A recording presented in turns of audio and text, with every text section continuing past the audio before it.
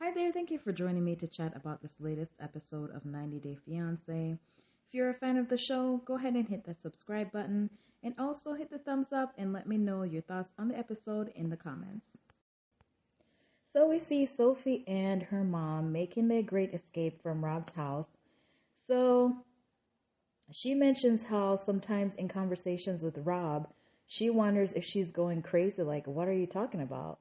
And Sophie says Rob believes that everybody is wrong except Rob. So they're both kind of on the same page about Rob being, I guess, somewhat delusional and not being able to see anybody's side but his own and thinking he knows everything and got everything right. So Claire tells Sophie that she's going to go psycho if he does this to her all the time, which she validates, like she said, I think she said all the time or something, to say that she's right. So I just don't get, if somebody's doing this to you and it's all the time, why are you in a relationship with them? I just don't get it. So she's concerned that Sophie will get depressed, lose her voice, lose her happiness, and her self-esteem, which ultimately, when people are in these types of relationships where you get gaslit or, not validated or respected, they end up either leaving or they have to cower to this other person or try to appease them in order to keep the relationship. So, I definitely could see that happening in the long term if she decides to stay with Rob.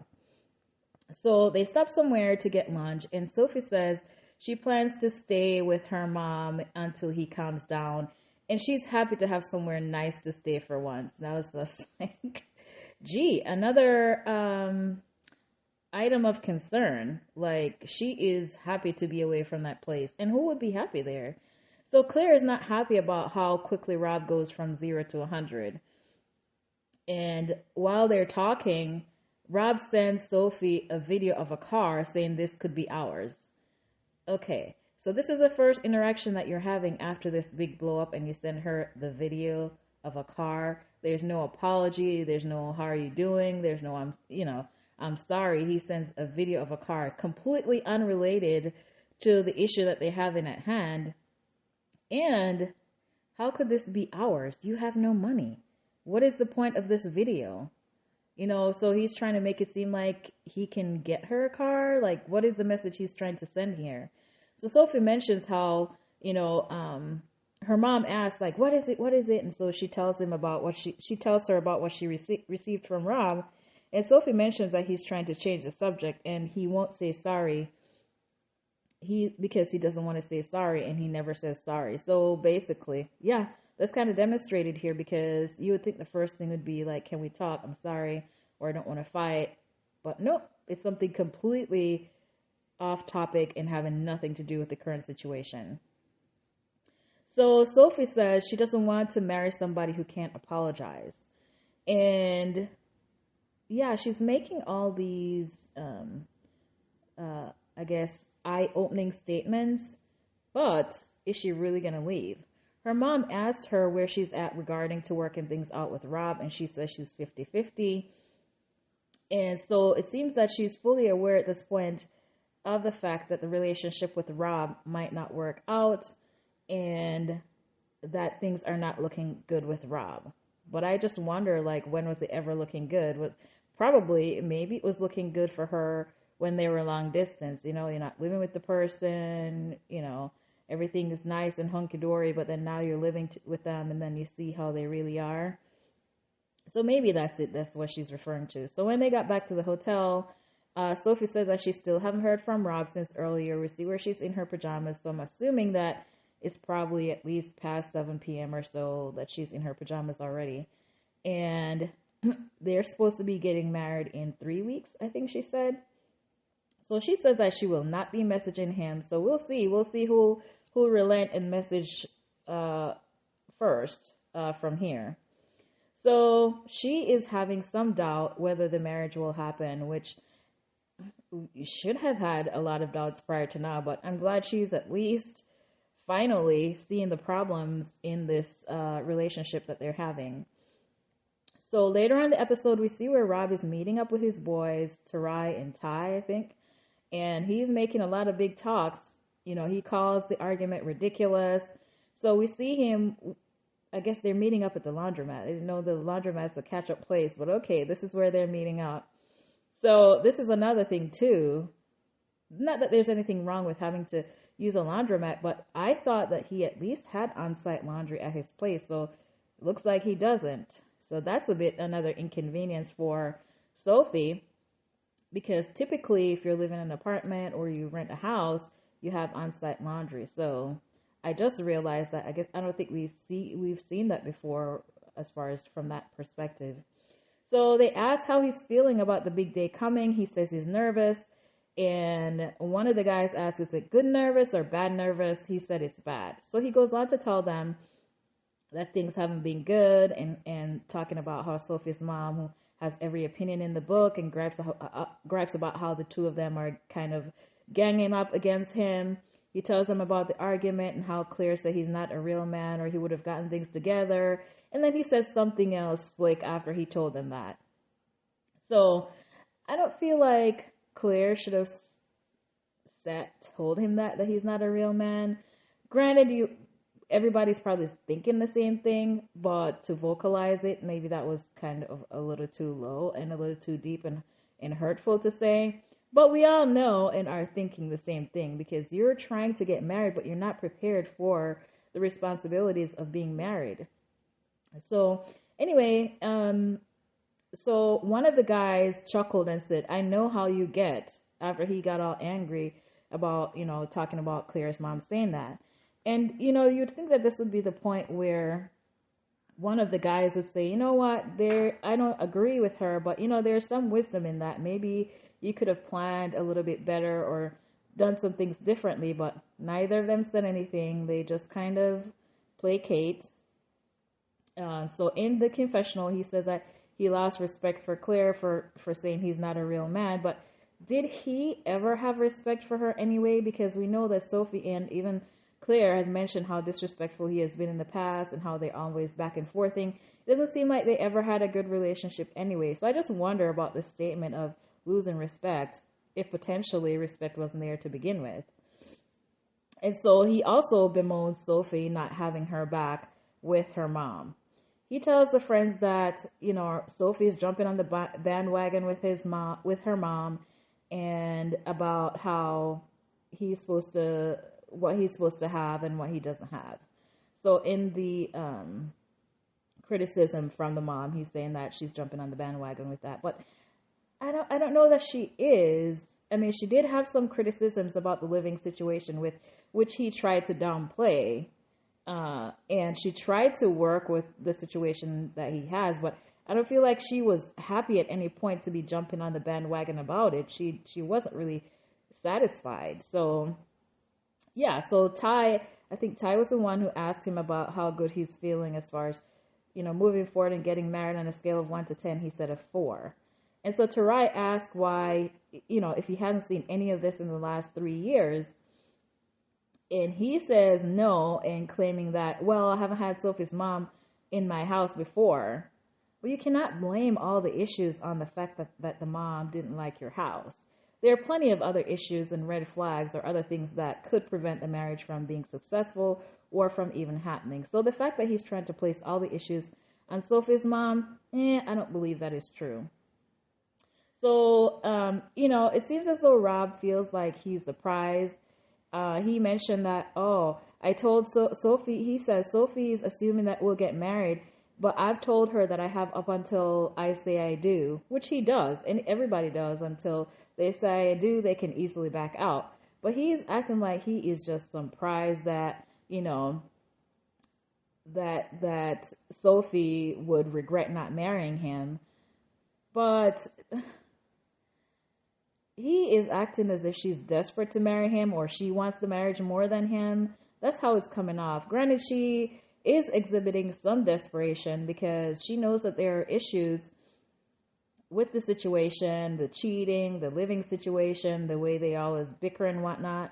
But she is choosing to move forward with the marriage. So there is some level of desperation on her end, but also it's not as if she has no options. She could always go back home, move back with her mom.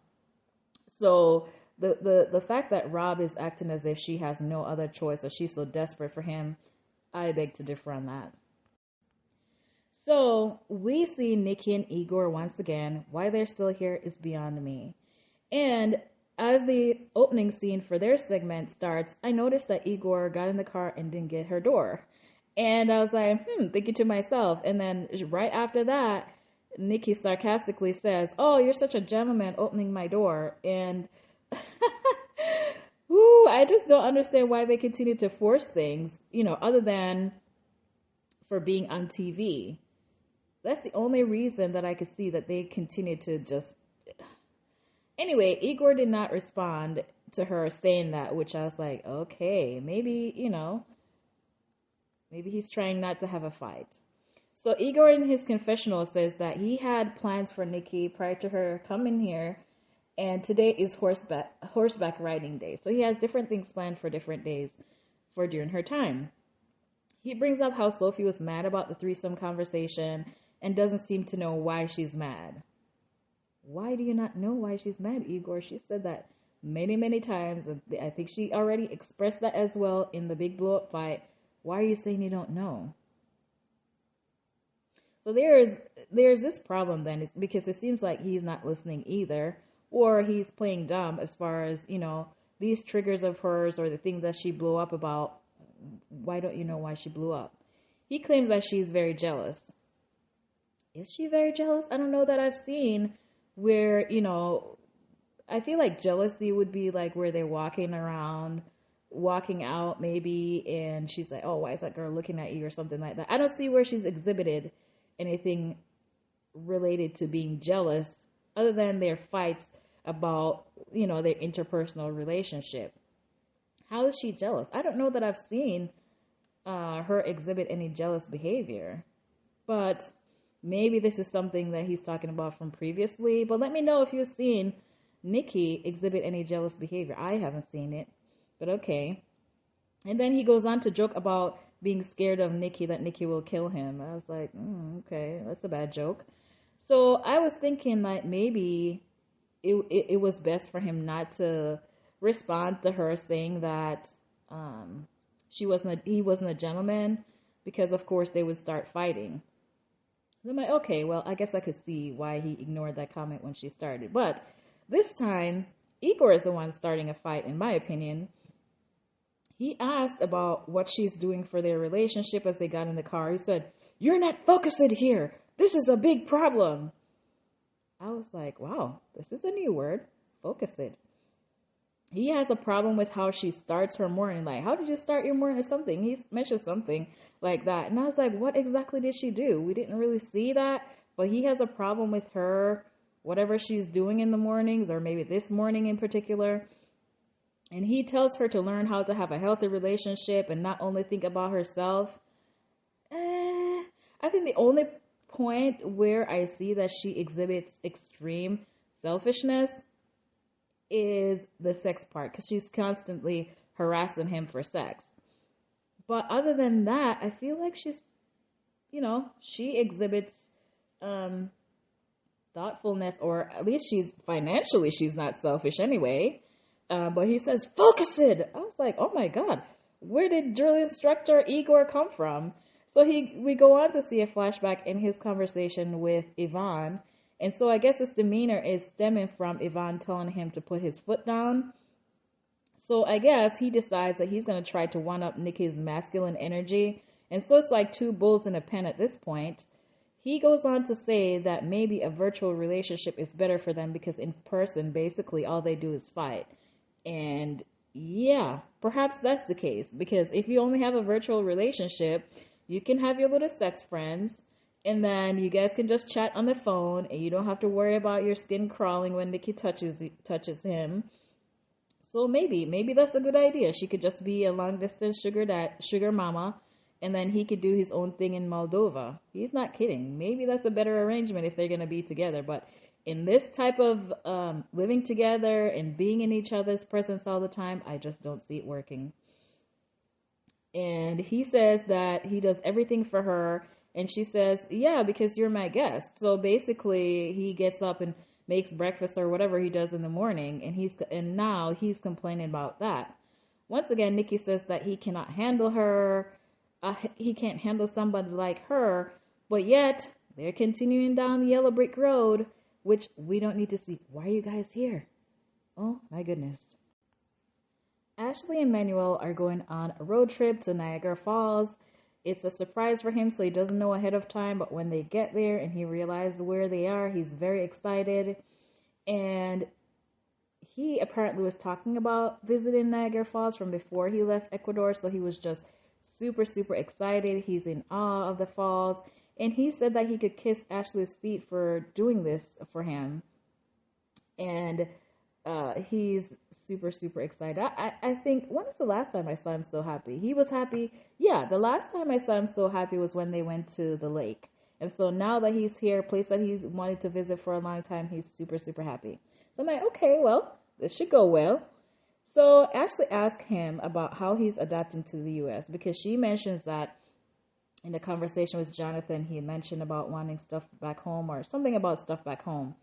And so she's asking about how he's, adapting or he needs to adapt to the U.S. And he says, yes, he can adapt, but not to the habit of spending. Basically, that's the gist of his conversation. So now here we are. We are now getting into the conversation of money again. Ashley says she usually doesn't spend like this all the time, but it's just because of the wedding planning. So he says some things are necessary and some things are not. And then once again, he walks away. I tell you what, this would get very, very, very old. It is just so disrespectful. And so we see where she's walking after him, calling him, and he's just ignoring her. And we see where she's just trailing behind him. And I was like, absolutely not. I would not take this from this man. Granted, I could see her not wanting to waste the trip, just being there. Might as well go do the tour and whatever, but still, I was embarrassed for her. Like, no. So if this is how the man you're going to marry in a few weeks treats you, that's just insane. Very shameful. So then she catches up with him and asks him why he's walking away. And we see where he's just busy typing on his phone. I don't know who he's texting, probably sharing pictures of the falls or whatever with his family or whatever. And so he continues to ignore her. So she says, look, I have things planned for us today. I want us to have a good day. And in the confessional, I think this is when she mentioned this, that anytime she brings up money, he gets angry. And so I don't know how they can avoid this. If this is how he behaves, how can you avoid a fight? Because considering that he's not working and making his own money right now, they're going to have to discuss funds because there's one income coming in and it's hers. So I feel like Manuel is acting a bit childish in this situation because, yeah, you might not agree with her spending habits, but it's her money. I get that you don't like to see waste because the money could go to so much more and go so far for other people, but still, it's her money. So Ashley is not getting angry and blowing up like she usually does in this exchange, but he seems to be triggered by the money conversation. And yeah, it seems to be a deeper issue than it would be for the average person. He just gets so angry. So Ashley says, tell me what's on your mind. Just let it out. And he says he doesn't want to talk. So once again, we still haven't gotten to the root cause of this money problem. What's there? What is it? I get that, you don't want to waste. Some people, prefer to save. And there's people who are good at managing their money and better than others. But why get angry, though? I just don't get it. Is it because he wants more money to go back home? It's still, you can't, force her to send all her money back home. I don't get it.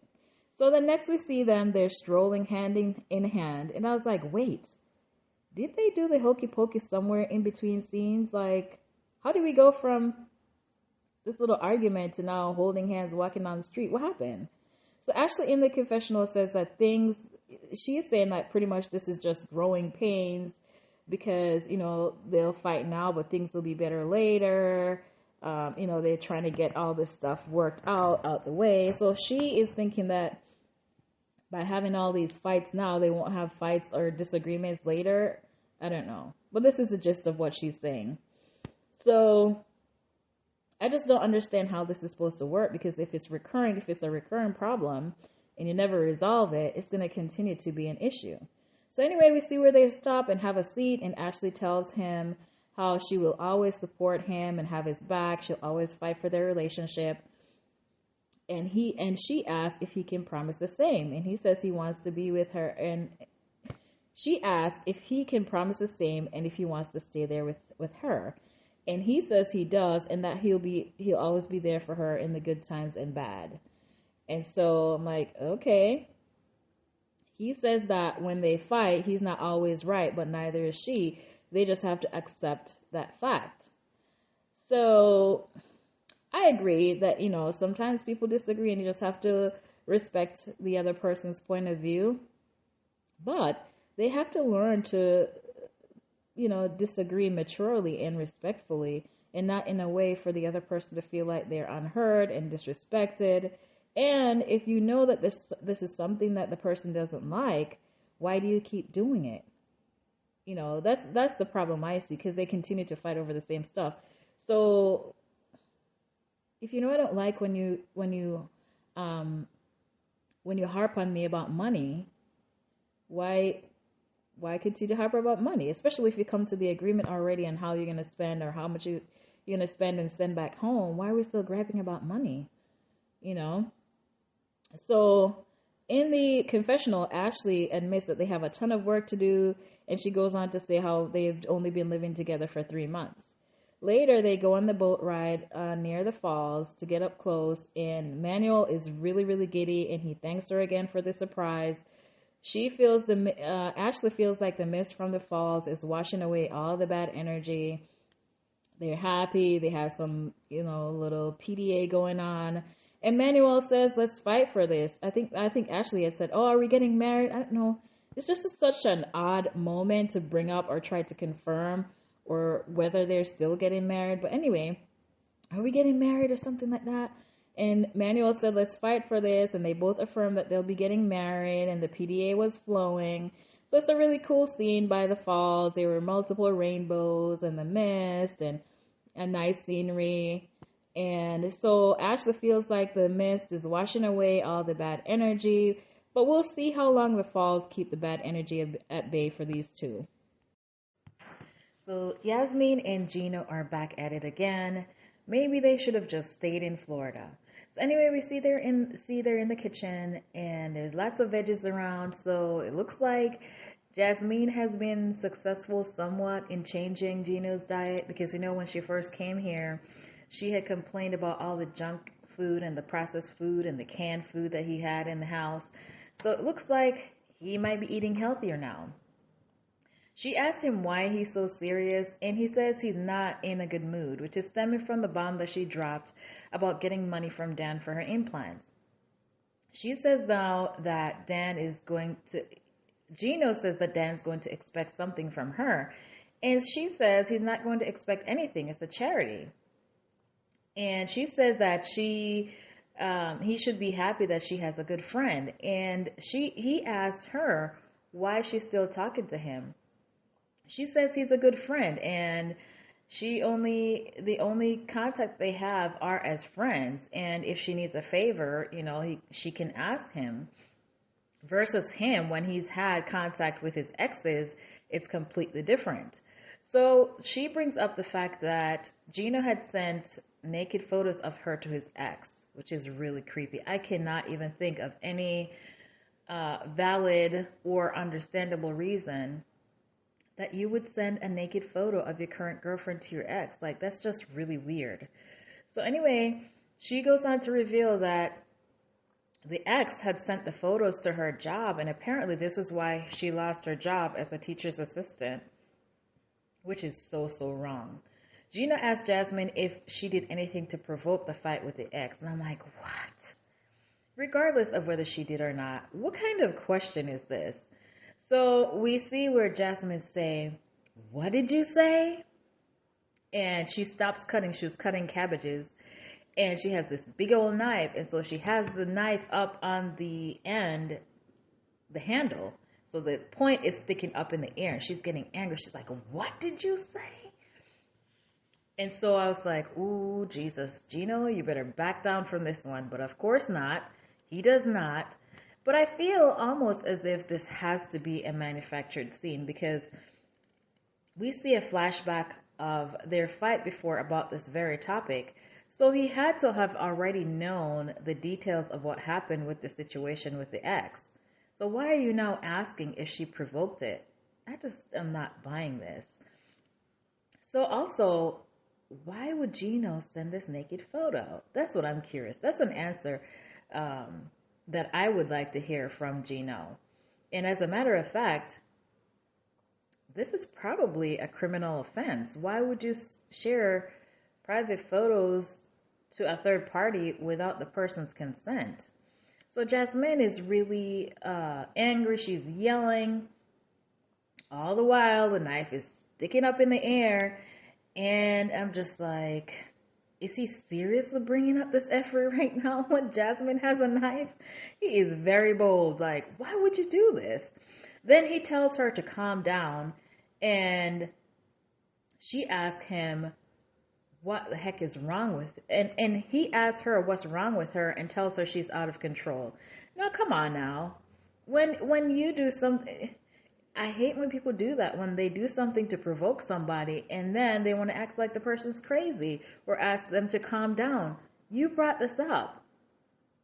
Why wouldn't she be angry about this thing that she's reliving right now?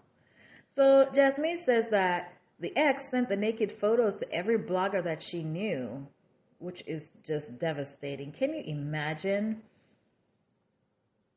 And I just don't understand why he's asking and pursuing this conversation. This whole issue stemmed from him. And regardless of whether Jasmine picked the fight, nobody deserves for their private and nude photos to be disseminated to strangers. So Jasmine goes on to hit way down into the depth of hell. She says she wished she had gotten with Dan on the last night. I'm like, oof. Jesus, I could feel the punch landing. So now they have this ridiculous fight competition about the exes. She tells him how good Dan was sexually. And then he goes on to say how his exes were better than her and he would love to get with them. And Jasmine says, no doubt they were great, but what about you? He's like, yeah, me too. No, you're not. Because she's mentioning this because he does not have the prowess of Dan. So he's trying to play it off. And yeah, I'm sure he's hurt. So Jasmine storms upstairs. And while she's going off, she says, I'm not marrying that idiot. But we've heard this a gazillion times before. She's just saying that because she's angry. So now they're in a yelling match. And I'm sure the neighbors probably heard because the units are attached. So she says that she had decided to forgive him because she loves him. But what is there to love, really? Okay, so maybe there are a few things to love. But I feel as though the unpleasant things probably outweigh those. Gino claims that he feels bad about the situation with the ex. But I still don't hear why, Gino. Why would you share this photo? So he says, he will give her time to calm down and he will talk to her later. 30 minutes later, he goes upstairs and he wants to talk to Jasmine. Jasmine is in the bathroom with her tissue. She's still upset and still crying. So he apologizes for upsetting her, but I don't hear an apology for sharing the photo. She apologizes for going on a good night dinner with Dan and accepting money from him. And he says that the fact that she's talking to him, Dan, really hurts him and that she needs to end the relationship with Dan.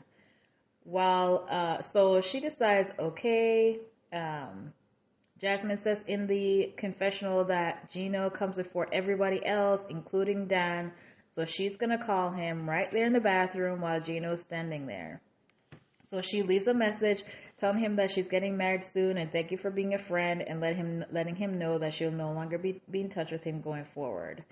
In the confessional, so then she said, after that happened, she says, oh, give me a kiss. And in the confessional, they agree to leave the exes behind. So then, after they kiss, Gino says, baby talk time or baby time. I didn't get what he's trying to say. Is he calling, you know, is he calling grown up time baby talk time or baby time? What is happening? Are they trying to have a baby, or is he just using some weird nickname for shagging? What in the world? Back in Cameron, we see Citra and Sam bring in Herman and her sisters to the house to meet his family, his dad, and they get to the house and he gives them a tour of the house. He's nervous about what he does and says about around Herman. And then we see where they sit down to eat. They're having chicken, potatoes. I guess Herman was like, does he eat potatoes every day? And Citra was like, yeah, pretty much. So you can see at this dinner the huge difference in the portion sizes between the Americans versus the Indonesians. And I don't know if this is the typical for their portion size or if it's because they don't like American food. Because Citra goes on to say, and also the dad had said this too, that American food doesn't have much flavor. He says that the food here, Herman says the food here is different. Food back home is mostly veggies and have more flavor and spicier. So I don't know, what the reason is, but there was just like 3 little things on the sisters' plates, and even Herman didn't have that much food. And then Sam's plate is piled with food. So he says that Herman asked Sam's dad how he feels about him getting married, and what was his dad's name again? I think it was Brian, but I don't want to say it if it's wrong. I don't remember for sure. And he says over the years he's felt better about it, and he says how Sam is irresponsible, but over the time that I guess he's been with Citra, he's become more responsible, and so Herman is happy to hear that. Herman asks if Brian has ever been to Bali, Sam's dad ever been to Bali before, and she tells him no, he's been to places in the U.S., I guess. Sam mentions that he's from California, which brings us to the marijuana topic because I think marijuana is legal there. Herman mentions that in Indonesia, for one joint alone of marijuana, it's like 5 years in jail. So all this conversation about jail and prison is making Sam nervous because he still have to divulge the diversion debacle. Later we see where they decide that they need to tell Herman about this sooner than later. So they're outside on the porch, Herman, the sisters, Sam, and Citra, and then Citra told them to go inside, basically like, oh, you should go rest in my room. So now they're having this conversation.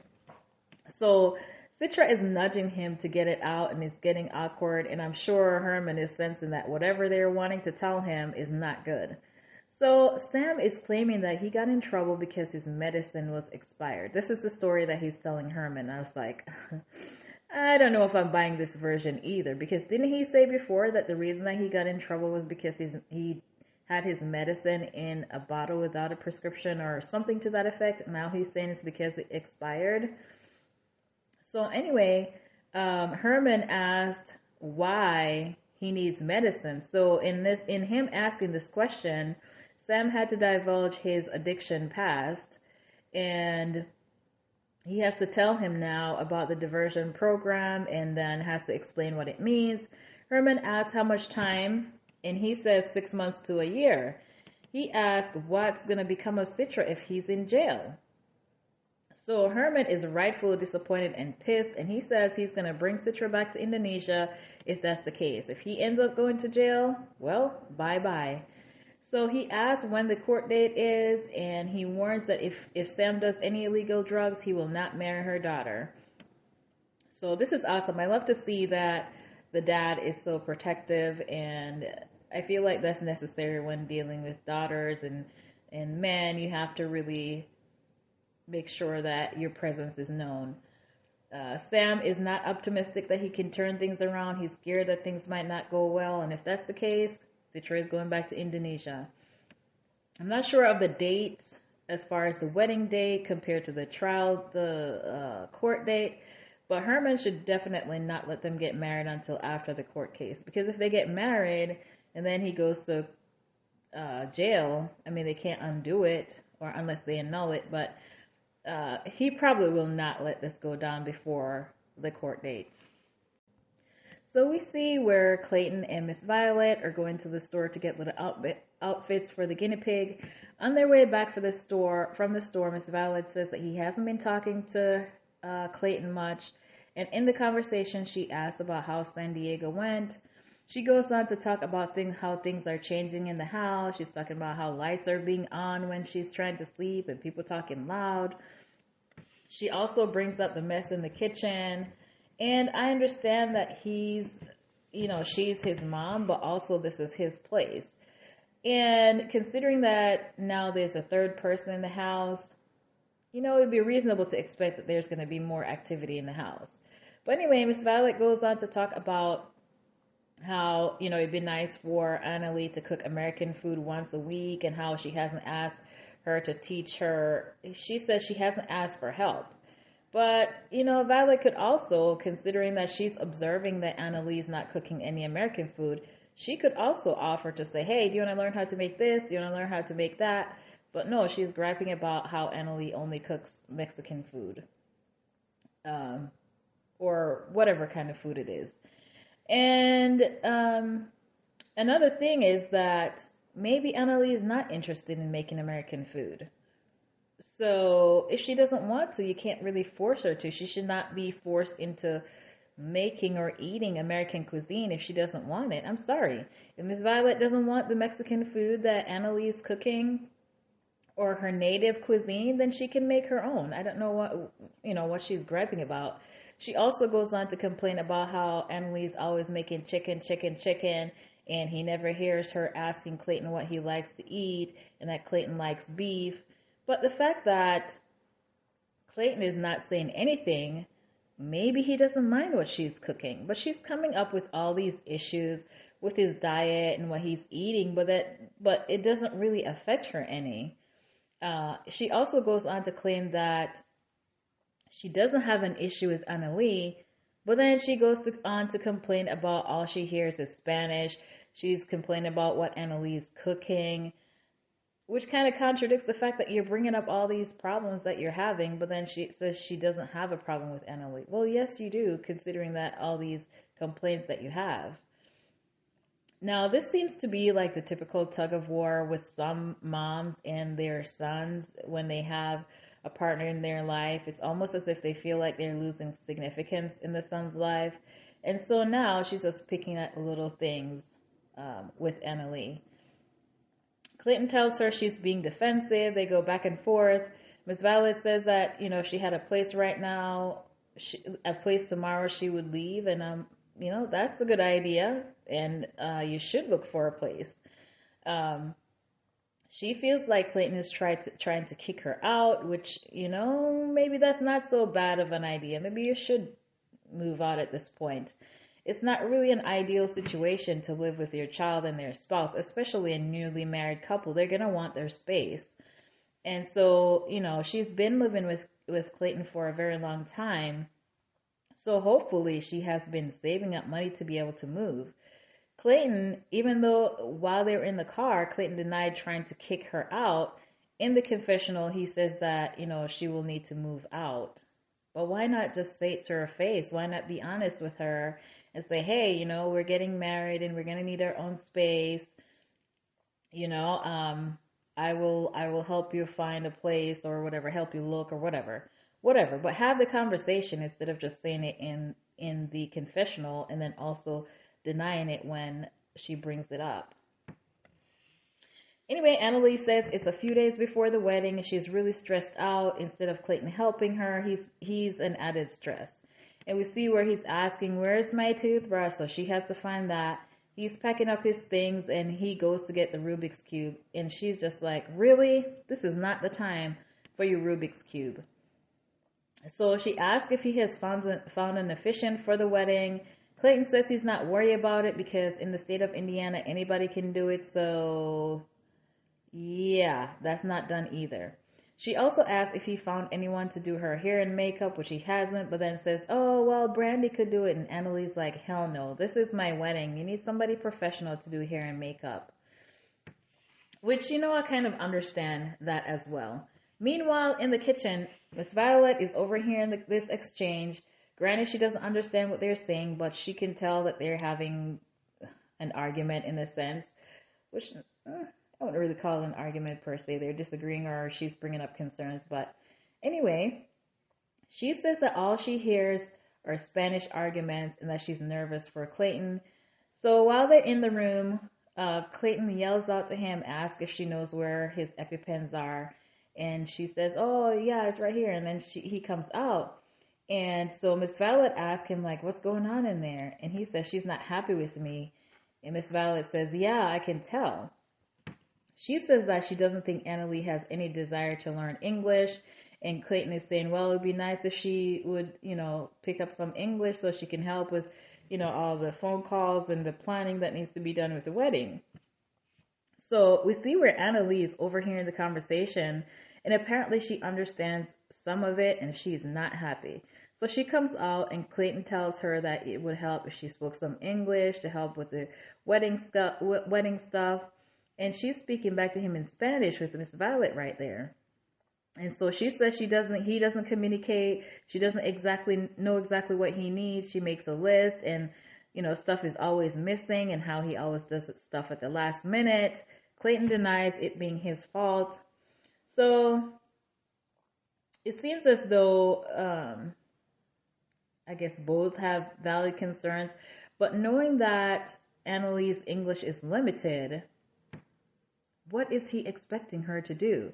Granted, I mean, the only thing that I could think of that she could do, is if she sends like email inquiries that could be translated from Spanish to English and she could just pop it into an online form to ask about certain things, that she could do. But for the most part, anything that she needs to ask about over the phone or go talk to somebody in person about, he would need to be there. So I don't know why he's griping about this when he knows that there's not really much that she can do.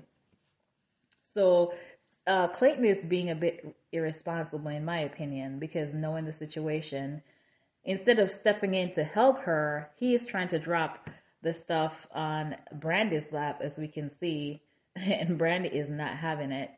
So Clayton goes on to say in his confessional that Anali is good at gaslighting. Like, wow. No, he did not.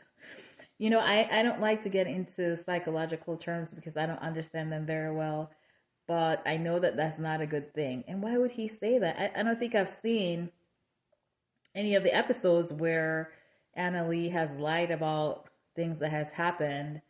So why would it be gaslighting? If you are not helping her, that's not gaslighting. If she makes a list for you to do, and then when she thinks that everything is checked off the list and you're saying, oh, we didn't do this yet, that's not gaslighting if that's what you did. So I don't know what he's talking about, but let me know if you've seen anything that would come close to be considered gaslighting. All right, so we're told that they're going to Indiana to get married. I don't know why they would go to Indiana. Did he say? I don't think he did. So he's packing up the pets, the guinea pigs, and then leaving Miss Violet behind. Why is Miss Violet going to the wedding? That's interesting. Anali is not happy because of the issue with Clayton and Miss Violet talking about her behind her back. So she's not in the best of moods. She says, honestly, tell me, have you been talking to your mom about me, or what have you been talking to your mom about? And so he tells her about all the English and how he's stressed out and blah, blah, blah. And she says she cannot learn English as fast. And if the roles were reversed, she wouldn't be able to speak a whole lot either. So she said, she just wants to drop the subject of Clayton and his mom and focus on the wedding. And I feel like Miss Violet is being a bit unreasonable because she doesn't know a lot of English. I'm sure she's picking up some here and there, but you can't expect her to be having full-on conversations right off the bat. And you're griping to Clayton about her cuisine, but that's her native cuisine. What else is she supposed to cook? And nobody's forcing you to eat what she cooks. You can always make your own meal if you don't like what she cooks. So I feel like she's being a bit unreasonable. So we see where they arrive at this rental house. It looks to be like in like a suburban neighborhood and has an indoor pool. So Clayton is impressed by that. Shortly after they arrive, Brandy arrives and she has a list with her. So she says this is a list of stuff that you've asked me to do, and she gives an update on it. She said she wasn't able to find a llama or an alpaca, which she said was really absurd. So she goes on to ask if he has found an officiant, and he says no. As a matter of fact, anybody can do it, even people at the wedding. And Brandy's just like in utter disbelief. Like, what? You're expecting to just pull somebody around the way at the ceremony to do the officiating of the wedding? So she says she's never seen Clayton plan anything. And as a matter of fact, he's living with their mom, for crying out loud. What kind of expectations of anything can you have of him, basically? So Brandy says she was like concerned about bringing up the issue of the officiant because this is another thing that would possibly be dropped on her lap. So she is hell bent on not having this officiant thing being dropped on her lap, and says how stressed out she is. Anali asks about the bachelorette party, and Brandy says, well, you know, I have planned to have a couple people over, have some snacks, and then maybe have a fire going. And you could tell that Anali is disappointed, like, what? That's a bachelorette party? That sounds boring as heck. So Brandy is like holding back some juicy details because he doesn't want to give Clayton a heart attack. So it seems as though Anali is going to get her stripper dream after all. So it should be interesting to see this bachelorette party. I think she's going to be so shocked. Anyway, these are the main points that I recall from the episode. Let me know your thoughts on the episode. Like, comment, and subscribe.